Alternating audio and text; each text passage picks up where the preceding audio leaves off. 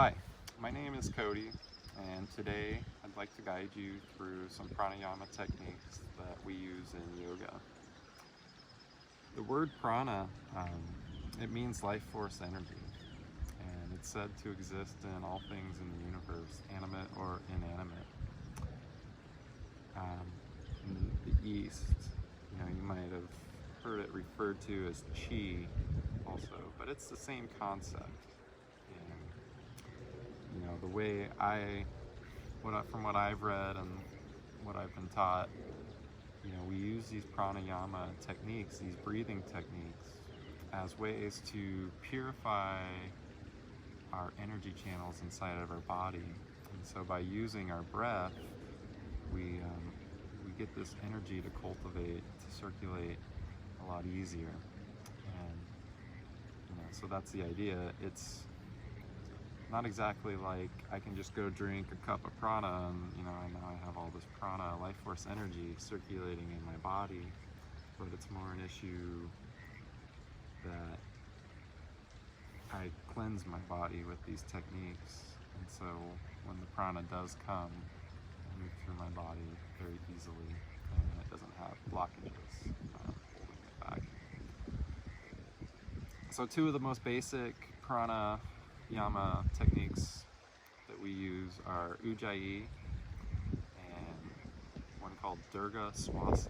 And ujjayi translates to throat breath. And basically, we constrict the back of our throat. And most commonly in classes, as teachers, you'll say, breathe in through your nose and out through your nose. And that's the easiest way to do it. You constrict the back of your throat and you breathe in through your nose and out through your nose. You can also breathe out through your mouth, and that's still ujjayi, as long as you keep the constriction in the back of your throat. It's a little more difficult. I personally have not been able to inhale through my mouth and keep that constriction. I'm not saying it's impossible, but it's very difficult. So it's not something that I can do, but I guess what I'm trying to say is that any way you want to breathe ujjayi breath is fine, as long as you are constricting the back of your throat. And what that does is that creates a friction, it increases oxygenation in your blood, and it builds an internal heat inside your body. And all of these things are good for clearing energy channels in our body. The second one is Durga Swasam, which is 3-part breath. And that's our abdomen, our diaphragm, and our upper chest, which we actually activate through our back body and our intercostal muscles. And so we'll do an ujjayi breath, and we're going to do a Durga Swasam routine where on our inhales, we're going to inhale for 6 through our abdomen, 4 through our diaphragm, and 2 through our upper chest, for a total of 12. We're also going to exhale for a total of 12, but it'll be 4 through upper chest, 4 through the the diaphragm, and 4 through the abdomen. Okay, so let's give it a try and see how it goes. So for this one, let's go in through our nose and out through our nose using ujjayi breath, and we're going to follow our Durga Swasam. Okay, so let's inhale through our abdomen for 6.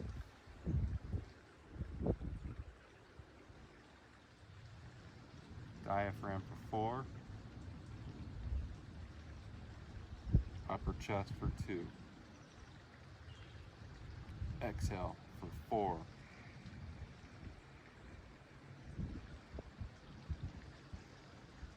Diaphragm for 4. Abdomen for 4.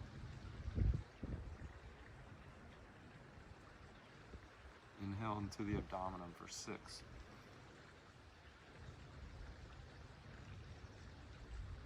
Diaphragm for 4. Upper chest for 2. Exhale, upper chest for 4. Diaphragm for 4. Abdomen for 4. Inhale into the abdomen for 6.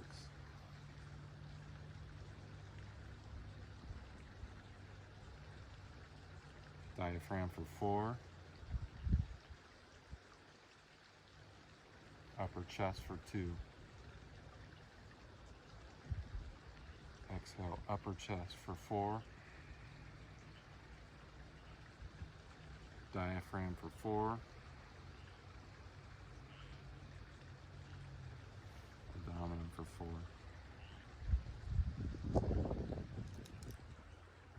One more time. Inhale into the abdomen for 6.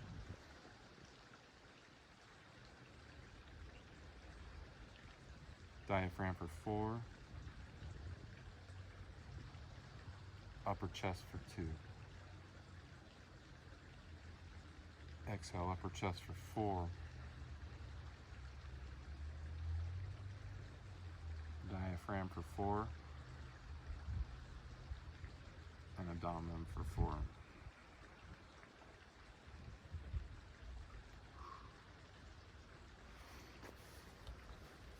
So yeah, say on average when I do that one, I like to do it at least 10 times. Cutting it a little short for this video. But the idea behind that is that you learn to get your abdomen, your diaphragm, and your intercostal and upper chest muscles all working together as you breathe. And it may not seem like a real difficult task or press, but you know, most people go through their day breathing unconsciously. And so to actually take a little time and focus on the muscles that you use for breathing and breathing with proper technique, it's actually a very valuable tool. So try that one out. Even though it's kind of simple, give that one a whirl. The next one we're going to do is some kumbhaka breathing. And kumbhaka means container, or to contain, or to suspend. I mean, these Sanskrit words, they have a lot of different meanings. But, you know, in kumbhaka we have 4 parts to our breath. So we have the inhale, and then we hold after the inhale, or retention after inhale. And we have exhale, and then retention after exhale. And we break these 4 parts into different ratios as we do our kumbhaka breath ratio. So the first one I want to do is 1, 2, 1, 2 kumbhaka breath ratio. And so that's going to be, and then we can take these ratios and we can break them into whatever ratio we want. So if we're going to do 1, 2, 1, 2, and we're going to multiply it by 4, so it'll be 4, 8, 4, 8. But you can multiply it by whatever you want, you know, that works for you in your practice. I suggest finding that place where you go a little bit further than what you're comfortable with. Because when you're constantly doing practices that make you feel comfortable, there's not a lot of growth there. I mean, it helps a little bit and you get some benefits from it, but you're really going to grow and advance your practice when you find your edge and then just go just a little bit past it. You know, challenge yourself, and when you do that, you're going to see a little bit more growth. So, you know, find whatever ratio works for you. For the sake of this video, you know, we're going to do inhale for 4, hold for 8, exhale for 4, hold for 8. So let's try it out. Inhale for 4, hold for 8,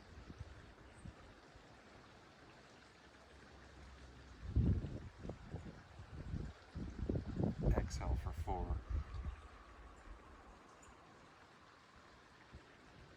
Hold for 8.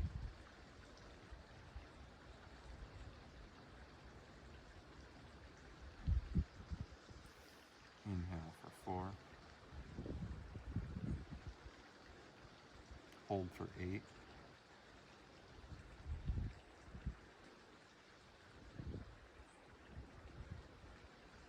Exhale 4. Hold for 8.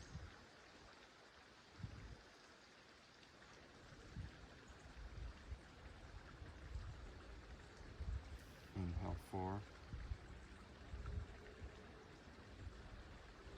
Hold for 8.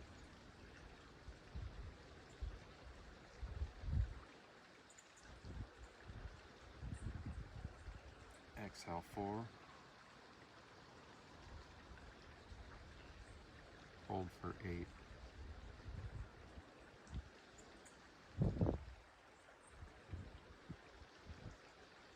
Inhale for 4. Hold for 8.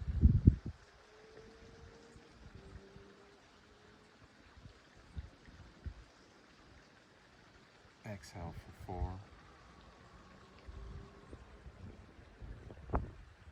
Hold for 8.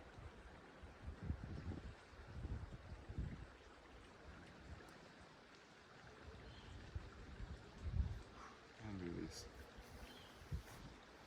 It's a good one. Now, the next one, ratio breath we're going to do is 1, 4, 2, 1. And Iyengar called this the perfect breath ratio. But, you know, I like it. It's one I use in my practice pretty regular. So we'll give it a shot. We'll multiply this one by 4 as well. So that'll be 4, 16, 8, and 4. So let's inhale for 4. Hold for 16.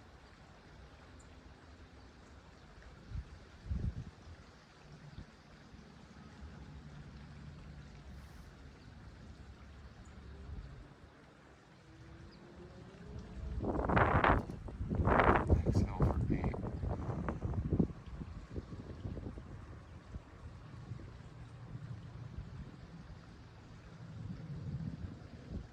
Hold for 4.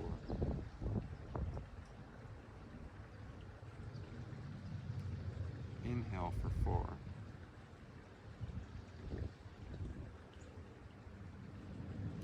Hold for 16.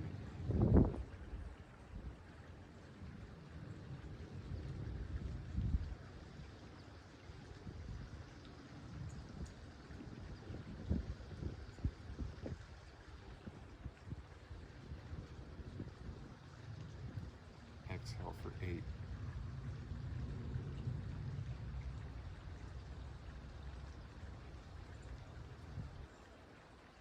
Hold for 4.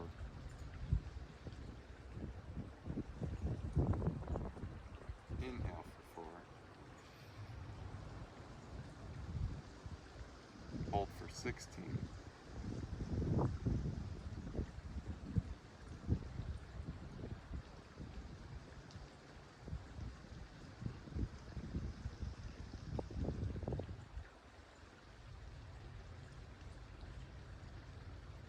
Release, exhale for 8.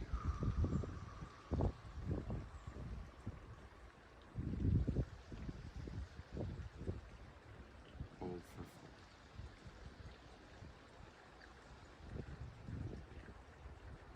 Release. So yeah, I suggest doing that one for about 10 rounds too. Gonna do one more breath technique in this video. And this one is gonna work out really well. I have a friend that's a firefighter asking me about some breath techniques.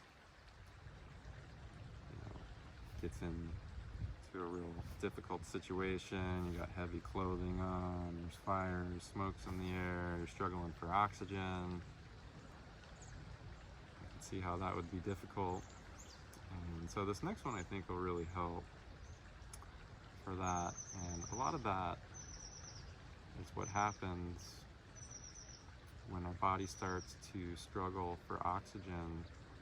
Our nervous system, our parasympathetic nervous system, wants to take over and kind of put us into that fight or flight mode. So this next one is really good for sort of working into the nervous system and subduing it. And so when you get into those tense situations and you're struggling for oxygen, I have another friend that's a magician and would do underwater escapes. And same deal, you know, you're trying to escape out of chains underwater. You have to be able to stay relaxed, keep your mind focused on what you're doing. So he did a lot of this nervous system suppression, holding the breath, working into it. Navy SEALs do it. I mean, all kinds of people practice this. So anyway, this is a technique I learned from my teacher. I'm not sure if it's a traditional pranayama technique, but my teacher's really good, and you know, he's teaching it because it's effective for working into our nervous system. So we're gonna hyperventilate for about 45 seconds, breathing in through our mouth and out through our mouth really fast as we can. And this will hopefully increase the amount of oxygen in our blood flow. And then we're gonna try to hold our breath for as long as we can. Take a big inhale, hold our breath, and then we're gonna exhale and hold our breath for as long as we can. And we'll see how it goes. You know, I think this summer, you know, when I first started, wasn't able to do it for very long, and we did it every day in our training. By the end of the training, I think I was up to about a minute, a little over a minute, almost a minute and a half each way. Not quite 3 minutes for both. I don't know where I'll be at right now because I haven't done it in a while, but you know, we'll go with it. So let's start and let's hyperventilate and bring a lot of oxygen straight into a big inhale and hold. Okay, so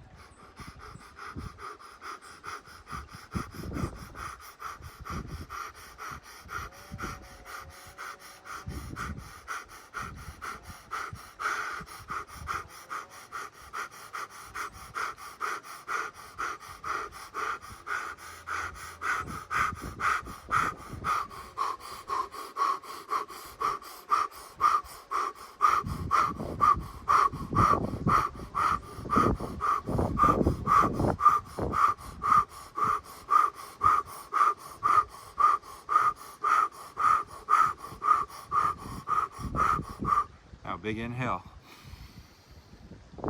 Hold.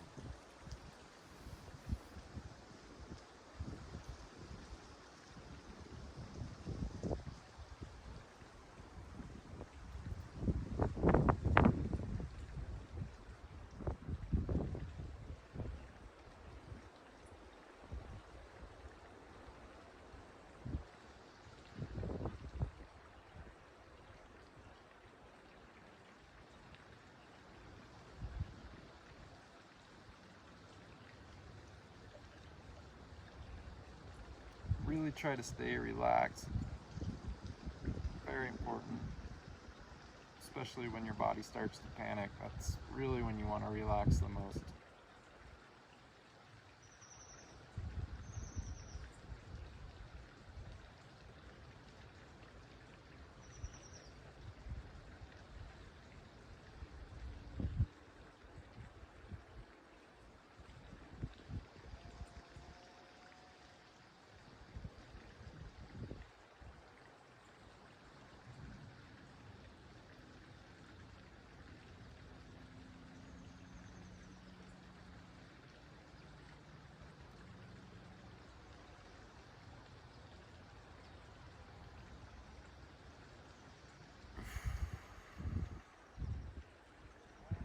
Exhale, and then once you've exhaled completely, hold again.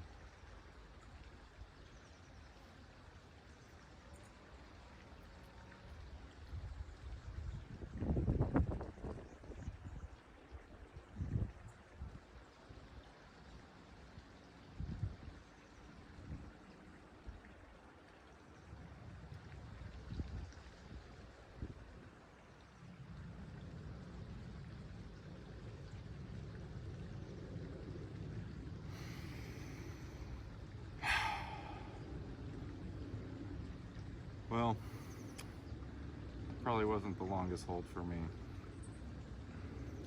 I would recommend doing about 3 rounds of that. And if you want to add a little extra into that exercise, take your shirt off and go out to cooler weather, and that'll give you a little extra kick in the butt. But it's really good. It's really good for you. And it's something that if you work on over time, your holds will get much longer, and it really is effective for learning to teach your body to subdue your parasympathetic nervous system and to keep a calm, clear mind in times of panic and stress. So I really like that exercise. There are a lot of other techniques that we can go through, but for the sake of this video, I think that's good for now. Once again, my name is Cody, and it was my pleasure sharing my practice with you, and I hope to see you on the mat sometime. Thanks. Namaste.